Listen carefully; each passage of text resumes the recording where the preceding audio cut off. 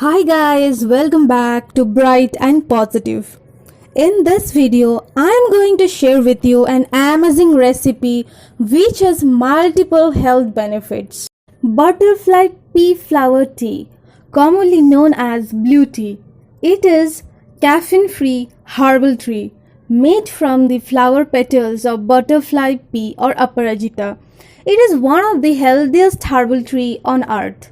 Butterfly pea flowers are extremely rich in antioxidant compounds called tarnitins, which reduces inflammation and prevents cancerous cell growth.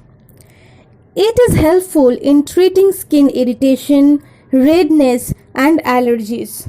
It increases blood flow to the scalp and naturally gives black color to our hair. It also stabilizes blood sugar levels.